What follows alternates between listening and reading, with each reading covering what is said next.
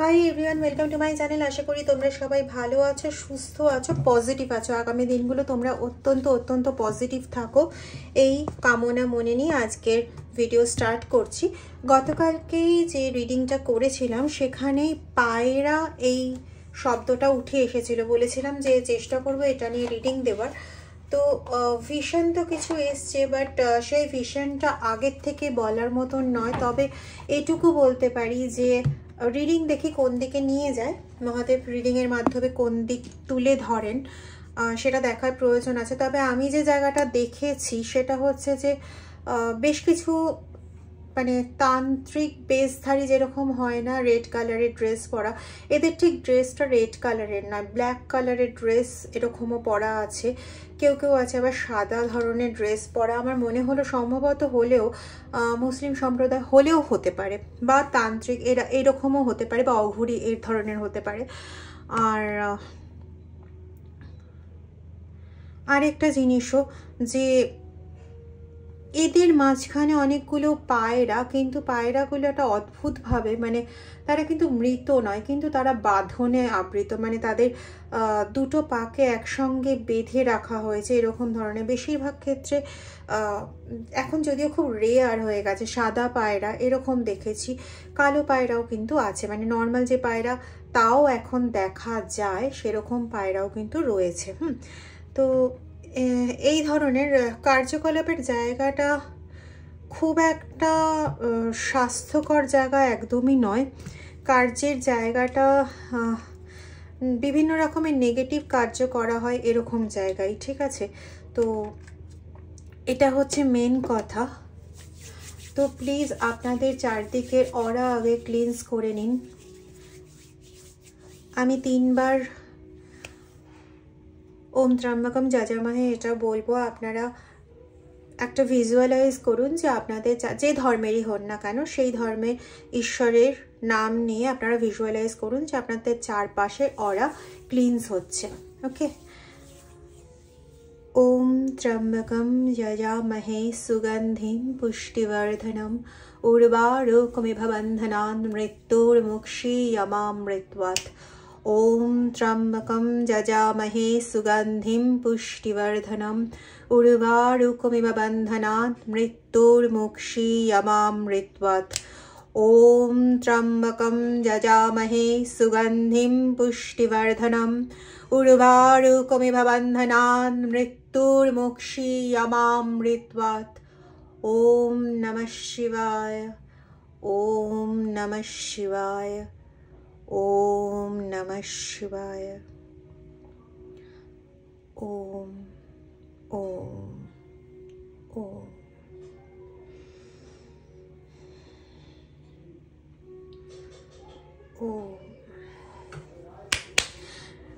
চলুন দেখা যাক রিডিংয়ে কি আসে। আগে থেকেই বলে রাখি রিডিংটা টাইমলেস, রিডিংটা জেন্ডার স্পেসিফিক নয়। রিডিংটা সমস্ত ধরনের মানুষের জন্য, সমস্ত জোডিয়াক সাইনের মানুষের জন্য, এবং যতটা আপনাদের সঙ্গে ম্যাচ করবে ততটাই নেবে, বাকিটা অন্যদের জন্য ছেড়ে দেবেন। আবারও বলে রাখি রিডিংটা টাইমলেস রিডিং। এই রিডিংটা যাদের সঙ্গে ম্যাচ করবে তারা না, তাদের ফোন নাম্বারে হোক, বা যাদের ফোন নাম্বার আসে সেই ফোন নাম্বারে হোক, বা যে সমস্ত বুকিং করা হয় সেই সমস্ত বুকিংয়ে হোক, বা যাই হোক না কেন, তোমরা 6-9-এর কম্বিনেশন কিন্তু পাবে, অলরেডি পেয়ে আসছো, এবং 6-9-এর কম্বিনেশন পাবে। আর তোমাদের সঙ্গে এই ক্রিয়াটা ঘটছে মোটামুটি 5 বছর ধরে। চলো চলে যাবো ডিটেল রিডিংয়ে। এটা বেরিয়ে গেছিল, দেখো। প্রথম কথা হচ্ছে, এখানে খেয়াল করেছো এই পাগুলো, মানে হাতগুলো, অদৃশ্য হাত। একে বড় ভয়ঙ্কর মানসিকতা এমন বোধে রেখে দিয়েছে যেন অ্যাজ ইফ এই সবসময় গিল্ট ফিল করছে, বা কোনো কিছু করেই যেন মনে করছে যে সে খুব দোষ করে ফেলেছে। মানে অ্যাকচুয়ালি তাকে মনে করানো হচ্ছে, মানে তোমাদের এই জিনিসটা বারংবার মনে করানো হচ্ছে, যখন তোমরা কোনো রকম কাজ করছো সেই কাজটা যখন তার ইচ্ছা অনুযায়ী হচ্ছে না, মানে যার জন্য কাজ করছো, সে ফর এক্সাম্পল তোমাদের বাড়ির কোনো লোকের জন্য কাজ করছো, ঠিক আছে, বাড়ির কেউ, কোনো নিয়ার ডিয়ার ওয়ান্স, তোমার খুব কাছের মানুষ, তার জন্য হয়তো তুমি কাজ করছো, হয়তো তোমার সন্তানের জন্য কোনো কাজ করছো, কিন্তু হয়তো একটু স্ট্রিক্টলি কাজটা করছো, ঠিক আছে? তো সেই কাজটা হয়তো তোমার সন্তানের পছন্দ হলো না, বা তোমার নিয়ার ডিয়ার ওয়ান্স যার জন্য কাজটা করছো সেটা পছন্দ হলো না তার, তোমাকে এমনভাবে সে অভিযুক্ত করতে শুরু করে, ছোট বড় জ্ঞানগম্যের কোনো খেয়াল রাখে না, এমনভাবেই তোমায় অভিযুক্ত করতে শুরু করে যেখানে তোমার থেকে বড় দোষী আর কেউ নেই, ঠিক আছে? তুমি যেন একটা কোনো কিছু বলে বিশাল দোষ করে ফেলেছো, একটা কোনো সৎ কাজ করে, একটা কোনো হিত আকাঙ্ক্ষীর মতো কাজ করে তুমি একটা বিশাল বড় দোষ করে ফেলেছো, এবং আলটিমেটলি তুমি এটা মানতে বাধ্য হও যে দোষটা তুমি করেছো। অ্যাকচুয়ালি তোমাকে মানসিকভাবে না প্রচণ্ডভাবে ব্যতিব্যস্ত করে রাখা হয়েছে। মেন্টালি তুমি কিছু ভাবা, বোঝা, শোনা, করা, মানে তোমাকে ধরো কোনো রকম কোনো বক্তব্য বলে দেওয়া হলো যে তোমার জন্য এই খারাপটা হয়েছে, তুমি যে সেটা যুক্তিসহ বিচার করে সেই জায়গাটাকে কাট করা, এরকম ধরনের কোনো অ্যাক্টিভিটি তুমি মেন্টালি আর করতে পারো না, তোমার মাথা কাজ করে না, বেশিক্ষণ খুব কোনো জিনিস মনে রাখতে পারো না।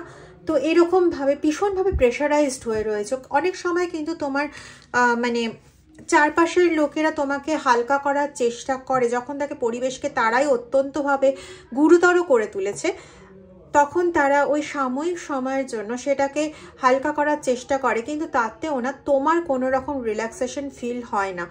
তোমার এই রিল্যাক্সেশনটা একটা সময় ফিল হয়, সেটা হচ্ছে যখন তুমি হয়তো সিঙ্গিংয়ের সঙ্গে বা নিজের ঈশ্বরের সঙ্গে কমিউনিকেট করতে পারো, কারণ তোমার নিজের ঈশ্বরের সঙ্গে কমিউনিকেট করার জায়গা। কারো কারো ক্ষেত্রে পেলাম যে গানের সঙ্গে তোমাদের মানে অঙ্গাঙ্গিভাবে জড়িত একটা সম্পর্ক, সেই গানের সঙ্গে জড়িত সম্পর্কর জায়গাটা এবং ঈশ্বরের সঙ্গে যে আধ্যাত্মিক চেতনের যে জায়গাটা, ওই জায়গাগুলোকে কমপ্লিটলি কাট করে দেওয়া হয়েছে। বেসিক্যালি তোমাদের ক্রাউন চক্রের ওপর কাজ করা হয়েছে, ঠিক আছে? মানে তোমাদের ব্যাপারটা ছিল এরকম যে ক্রাউন চক্র এতটাই অ্যাক্টিভ ছিল যে ঈশ্বরের আশীর্বাদে পরিপূর্ণ কমপ্লিটলি জীবনের ক্ষেত্রে যে গ্রোথকে যেটা বোঝায়, ঈশ্বরের আশীর্বাদ ধন্য একটা জীবন যেরকম হওয়ার কথা, তোমাদের জীবনটা কিন্তু এক্স্যাক্টলি সেরকম হওয়ার কথা ছিল, কিন্তু বানিয়ে দেওয়া হয়েছে তার ঠিক অপোজিট। এবং সেই ক্ষেত্রে এই পাগুলো খুব সাদৃশ্যপূর্ণ পায়রার সঙ্গে, যদিও পায়রাতে এতগুলো আঙুল থাকে না, এটা ঠিক কথা, কিন্তু আমি বলছি স্ট্রাকচারটা, এই আঙুলের স্ট্রাকচারটা। তো সেক্ষেত্রে এই পায়রা দিয়ে কোনো রকম অ্যাক্টিভিটি করা হয়েছে তোমাদের জন্য, যে অ্যাক্টিভিটিটা তোমাদের জন্য কোনো ভালো অ্যাক্টিভিটি কিন্তু ছিল না। প্রথম কথা, তোমাদের ক্রাউন চক্র নষ্ট করা হয়েছে। দ্বিতীয় কথা, তোমাদের ধৈর্য বোধটাকে নিয়ে না এমন তৈরি করে দেওয়া হয়েছে যে তুমি কখনো কোনো রকম কোনো কথাই বলতে পারবে না।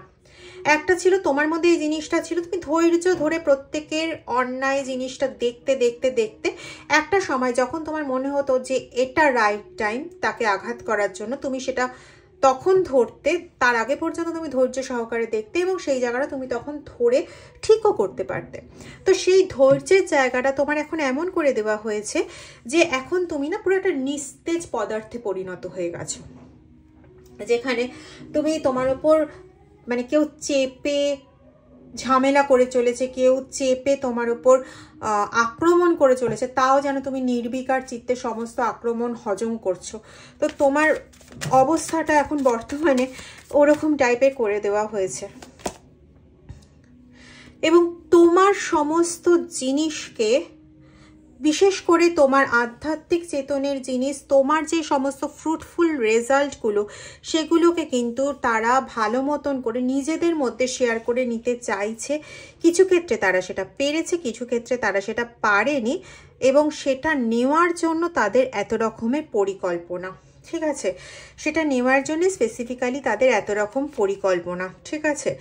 এবং মানে এরা এমন টাইপের লোক যারা ভীষণ মরাল ভ্যালুতে কথা বলে, যারা ভীষণ এরকম ধরনের দেখাতে যায় আরে এটা করাটা ভুল হচ্ছে, ওটা করাটা ঠিক, ওরকমভাবে চলাটা উচিত, জীবনের এই পথটা আপনানো উচিত, মানে বড় বড় লম্বা লম্বা বক্তৃতা দেয় এরা মেনলি এদের উদ্দেশ্য সাধন করার জন্য এরা এমন কিছু ব্যক্তিকে ধরেছে যেই ব্যক্তিরা তন্ত্রক্রিয়া করে বিভিন্ন রকম পদ্ধতিতে। একটা পদ্ধতিতে এরা তন্ত্রক্রিয়া করে না, একটা তো আমরা নর্মাল যেটাকে তান্ত্রিকদের পদ্ধতি বলে জানি সেটা তো আছে, এছাড়া সুলেমানি পদ্ধতি, এটা আমার কাছে আসছে কেন আমি জানি না, সুলেমানি পদ্ধতি এবং আরও বেশ কিছু অঘৌরী তন্ত্র পদ্ধতি, এই ধরনের বিভিন্ন পদ্ধতি তারা ইউজ করে এবং সেখানে পায়রাকে তারা ব্যবহার করছে। পায়রাগুলোকে কীরকম ব্যবহার করে জানো? জীবন্ত পায়রা, সেটাকে তার দুটো পায়ে দড়ি বেঁধে তারা ওগুলোকে উল্টো করে ঝুলিয়ে রেখে দেয় এবং সেই যেখানে ঝুলিয়ে রাখে তার মাঝখানে যজ্ঞ চলে। এটা সম্ভবত মুসলমান তন্ত্রে আছে সম্ভবত, আমি পড়েছিলাম নাকি শুনেছিলাম কারোর থেকে, এরকম একটা কনসেপ্ট আছে, যে কনসেপ্টটা অনুযায়ী কিন্তু এরা কাজটা করে। সেটা হচ্ছে যে বাজে জিন বা বাজে আত্মা আছে তাদেরকে না ওই পায়রাগুলোকে বশ করে, এগুলো কিন্তু ছাগলের মধ্যে দিয়েও করা যায়, মুরগির মধ্যে দিয়ে করা যায়, কিন্তু বেশি ভালো কাজ হয় পায়রার মধ্যে দিয়ে। তো পায়রাকে বশ করে, বশীভূত করে তার মধ্যে ওই নকারাত্মক বা বিধ্বংসকারী ওই জিনকে বা আত্মাকে বন্দি করা হয় এবং তারপর পায়রাটাকে উল্টো করে ঝুলিয়ে দেওয়া হয়।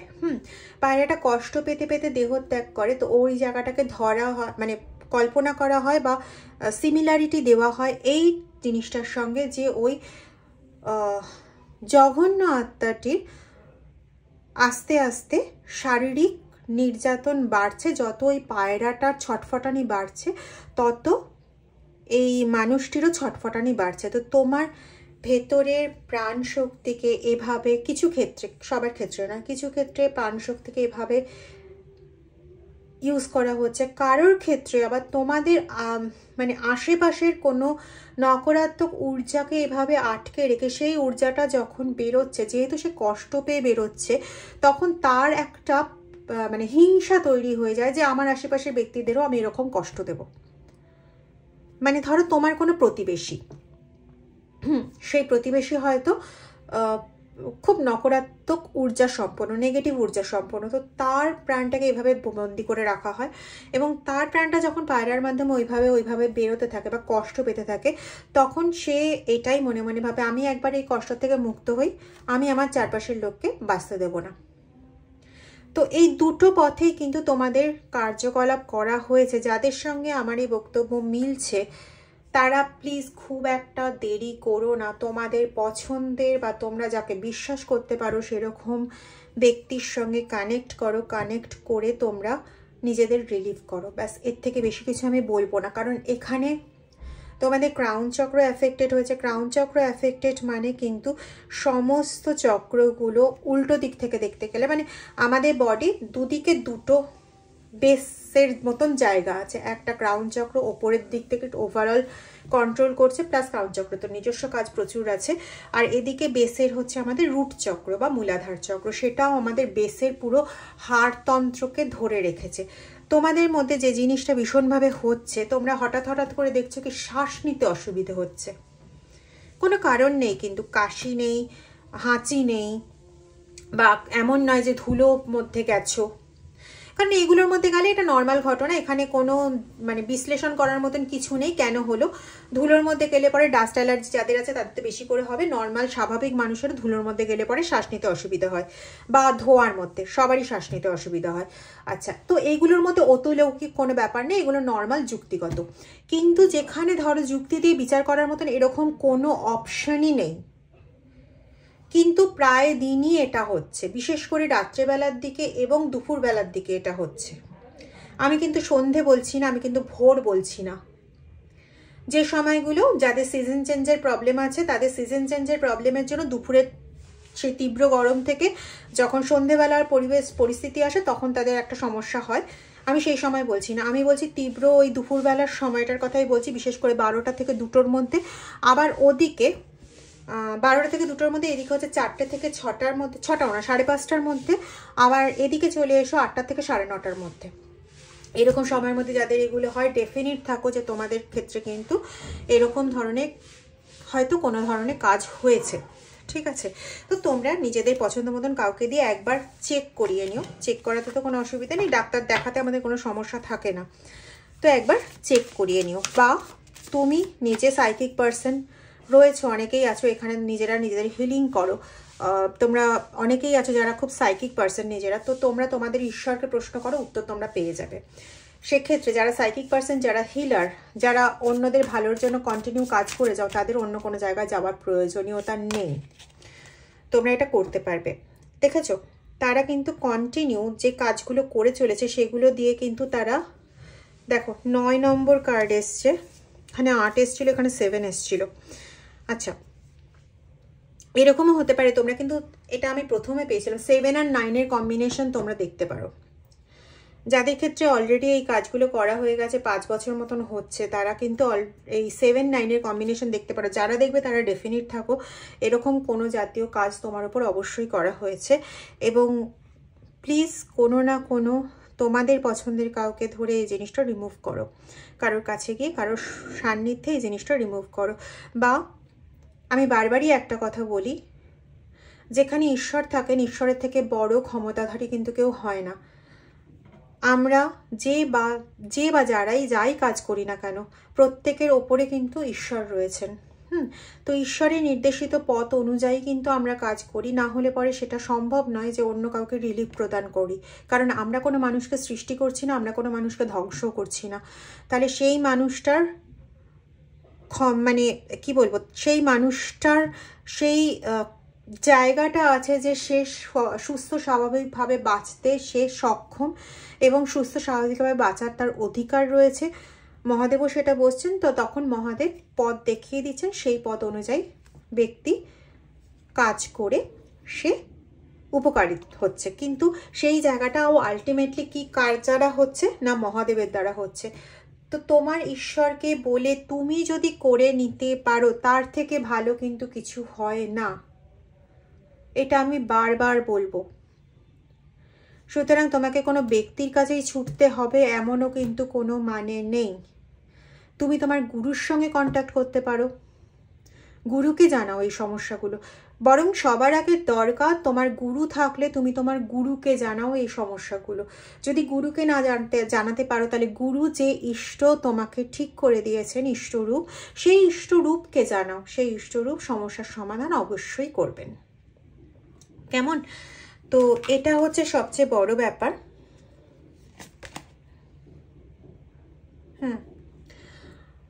এইভাবে চলো, যদি মানে এইভাবে যদি তুমি এগোতে পারো, তোমার কিন্তু সাকসেস কিন্তু অপধারিত।